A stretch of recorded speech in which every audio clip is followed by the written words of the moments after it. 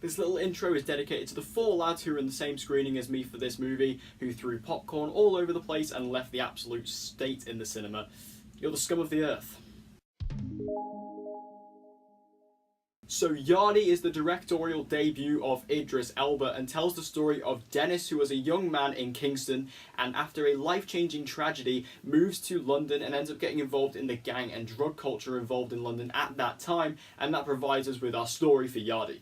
First off, I'll say the performances overall in this film were fantastic. I really enjoyed the main lead of the movie who played Dennis, or D in the movie. His name is Ameen, I think his name. I think that's how you pronounce it. I apologise, my friend, if I mispronounced that. But you were excellent in this movie. I think you were really strong in this movie to, drive the lead. I thought you were great. And I think you really had the emotion when, it was needed. I think it was a really strong performance that was just able to capture me and actually get me very invested in this lead role, and that's what I needed for a film like this, especially because this film is so character driven and is very much a character study in a way. It was really nice to see a strong lead actor in that way to take up that role, and I think he did a great job overall, as did the entire cast in Yardie. Also, this movie was very atmospheric. I think that because this film takes place in mainly Kingston and also in London, it was really nice to see how the movie actually was able to exemplicate these two locations. For one, Kingston, similarly to what I said about Crazy Rich Asians and how it was really nice to be in an Asian setting, similar thing goes here when we see Kingston, because it's not a location we get in films a lot of the time. It was very nice to be in the Caribbean,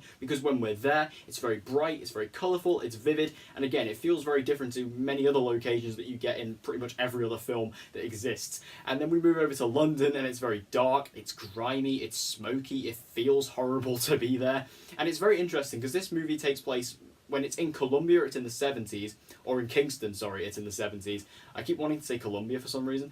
So when we're in Kingston, it's in the 70s, and when we move over to London, it's in the 80s, and it's just very different to the London we have now, because I go to London quite often, and it's one of my favourite places in the world, and it's very nice to be there, but it's very different to the London presented in Yardie, this 80s, crime-driven, absolutely drug-drenched London world, and it's very much the underworld type thing. You go to like these nightclubs and there's just smoke everywhere. It's just like a horrible place. All these lights are bouncing off the walls. The music's very loud and deafening and quite blunt to hear.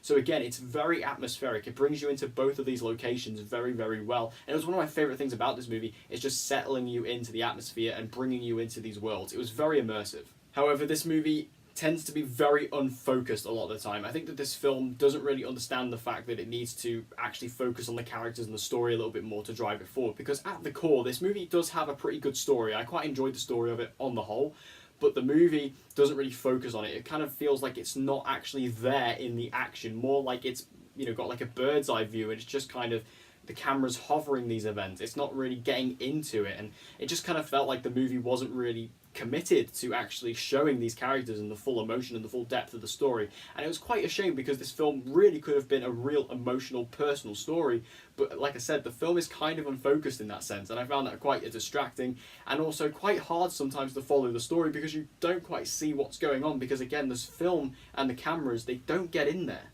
Also, this film is entirely made up of accents that, are from Kingston and all those types of places in the Caribbean, and a lot of them are really dodgy. Especially, I want to mention one character in particular. There's one character who goes by the name of Rico, and he's a kind of gang boss in London, and at some point he talks with a normal Cockney accent, and then in other times he speaks in Kingston tone. I don't understand why this happens. I don't get if it's intentional. I don't know if it's a thing that his character does, or if the actor who portrayed him just couldn't do the accent and just kept switching back and forth, because he'd literally go from Cockney one line to Kingston the other, and it was really distracting, really annoying. And again, I don't know if it was intentional. I have to think it must have been, because it was so obvious, but again, it was just really distracting, and there were even some other accents that were just found to be a little bit dodgy here and there, but it's not a major complaint, except for that one guy. Like I said, it really took me out of it at times. And also, a lot of this film relies on these established relationships between these characters. Like I said, there's a tragedy that happens very early on in the film that connects our lead to another female character in the film.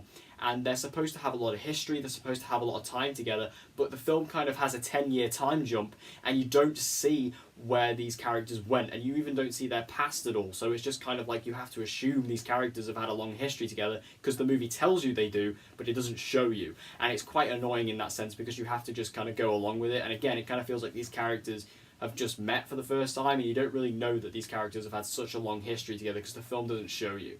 Overall, though, for the directorial debut of Idris Elba, I think this was a pretty good job. I think this was a decent movie. I enjoyed it. I think it was a decent film. Not perfect, definitely not. But, you know, for Idris Elba's first attempt, I think he did a great job. I'm a big fan of Idris Elba. I really like him. So I was very excited to see what his first directorial film would be like. And I think he did a good job on the whole. The film is well directed. And like I said, capturing that atmosphere was really key. And seeing these performances were fantastic for me.